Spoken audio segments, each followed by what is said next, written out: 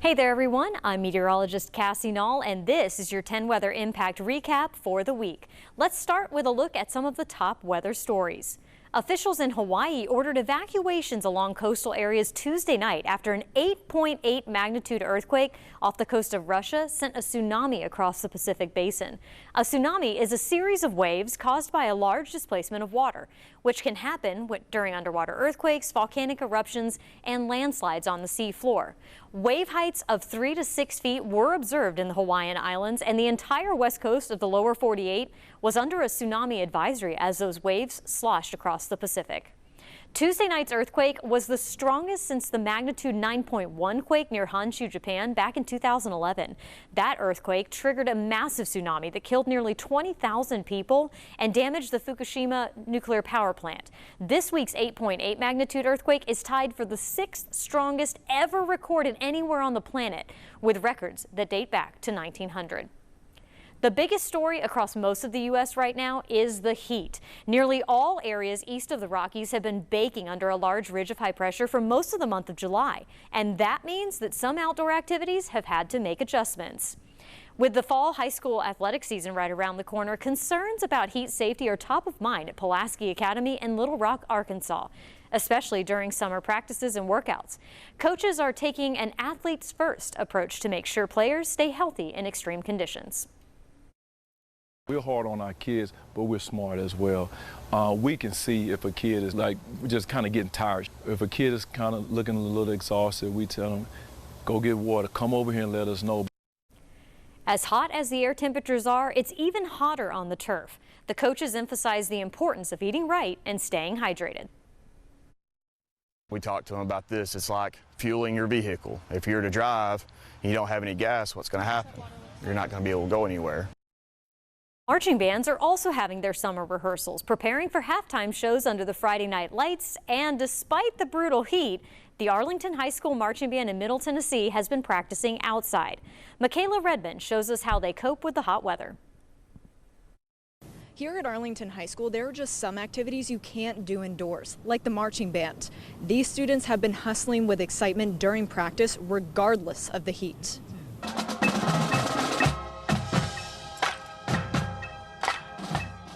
A great beat and fast-moving feet, making the magical performance we all see. For many of these Arlington High School marching band students, this is one of the best parts of summer break. And every year, we get better, so it's like we can't wait to get back out here and see what we're going to get, like how much better we're going to get, especially this year with our show and our competitions. Todd Littlewood is a senior drum major in the marching band. He says what people don't see is that the band spends a lot of time outdoors, and it's more than just standing still playing an instrument. We want to get as much done as possible, so we're going to be running from set to set, working our tails off. And the heat, we're told not to say hot because your hot is no more hotter than anyone else's hot. So we kind of just ignore the heat, we drink our water, and we get back out there. We don't complain about it, and we just keep pushing through. But the heat can be dangerous. One last sip of water here for just a minute. That's why Arlington Community Schools follow the TSSAA guidelines. It gets down to how long your practice can be, how long your rest breaks have to be, and once it gets above 92 for the heat index, no outdoor activities can occur. Lisa Walker, the executive director for Human Resources, tells me they use a wet bulb globe temperature to measure the heat index throughout the day at specific locations where practices take place. We'll stand out here for, 10 minutes and I'll get the most accurate reading we can get from this. Walker says that's why practices happen earlier in the morning or later in the evening, helping keep students safe and marching on to the beat of their own drum. Now to a different type of football. Weather-related complaints made headlines during the FIFA Club World Cup as it wrapped up earlier this month across the U.S. Kansas City was named one of 6 host cities deemed extremely high risk for heat stress injuries by the Global Union for nearly 70,000 professional soccer players. One of the biggest issues that we see is, for one, the psychological component. Guys that aren't used to it, guys that are coming over from Europe, they haven't experienced playing in heat like this, playing in weather like this. Some players reported feeling the effects of the heat, experiencing dizziness and other discomfort.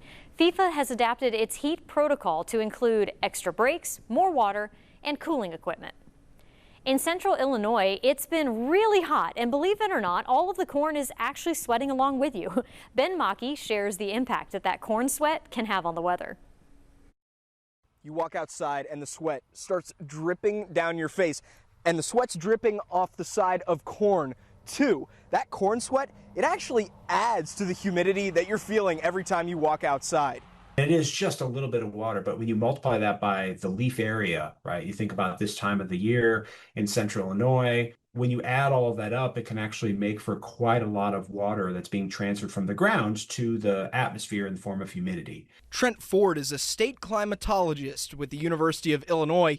He says while it may be annoying for us, the sweat is actually a good thing for the corn. The fact that we are getting corn sweat and the fact that it is transpiring suggests that we have, at least in most places, a pretty healthy crop out there and abundant soil moisture for that crop to pull in that water from. Ford says corn gets blamed for a lot of the humidity this time of the year, but it's not the main source. It is significant. It's not negligible. It makes a difference, but it is relatively small. And if the question is, hey, well, okay, if that's only doing 2 to 5%, where's the rest of it coming from? The vast majority of the humidity that's in the air that we're experiencing is most often coming from the Gulf of Mexico. So don't go cutting down rows of corn hoping to cool off. If you think summer has been especially hot this year, you are correct. We'll have a full summary of the month of July in next week's recap, but since meteorological summer began back on June 1st, we are having one of the top 5 warmest summers to date on record. And this is a trend that has been seen around a good portion of the lower 48. According to Climate Central, a policy-neutral nonprofit, the summer season has warmed by an average of 2.6 degrees since 1970 in 97% of over 200 cities analyzed. This is especially noticeable in the western U.S. and in the mid-Atlantic and in the Northeast. In Knoxville, our average summer temperature has warmed by 2 degrees since 1970, and we are now experiencing around 17 more days with above average temperatures than we were 55 years ago. Hot summer temperatures can lead to heat-related illness and worsen air quality, putting health at risk. And it's not just the afternoon highs that are warming. A changing climate is leading to rising humidity levels, which prevents temperatures from cooling off as much overnight as they could if we had drier air in place. Average overnight low temperatures have warmed by 1.9 degrees in Knoxville since 1970, meaning that we don't get much relief from the heat even during the overnight hours. This week marks 10 months since Hurricane Helene caused catastrophic flooding across the southeast. One family in Del Rio is marking a new beginning after their home flooded in September. Maria Guzman shares the story of the Necessary family as they officially move back into their home. We dedicate this home to you. If a wise man builds his home on a rock, the house has been transformed. Then the Necessary family home is built on the generosity of volunteers and church groups. If it wasn't for them, there'd be nothing to come home to. Their home of 40 years was flooded by the rushing waters of the French Broad River during Hurricane Helene. It left John Necessary and his parents without a home. The house sat submerged for 7 days. It seems like it's been one thing right after the other. John and his parents bounced between a relative's home and a camper for 10 months, embracing extreme temperatures. In the winter this year, it was extremely cold.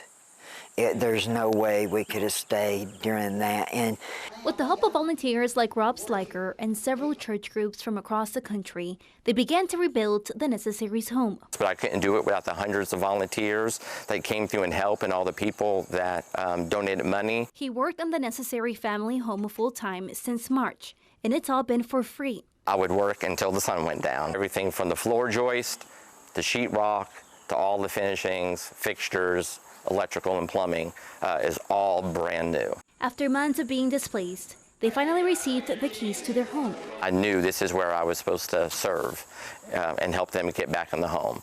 I just want to say on behalf of us, we're so grateful. In South Carolina, Clemson University is deploying a new water sensor system in Greenville County to improve flood warnings by providing real-time data from streams and rivers. Carol Clark has the story.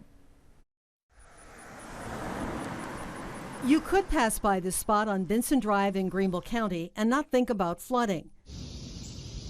But underneath flows Little Creek, which can become a big creek in a flood situation. There can be a lot of water in a hurry. We did some analysis and it showed us that the drainage area to this spot had flood risk. And so there's flood risk for houses and personal property. So what we're doing is just adding more information in that can be shared with the bridges and road managers. Information gathered by Clemson professor Christopher Post and others involved with the Intelligent River Project. The project places these, basically radar in a box, on the sides of bridges.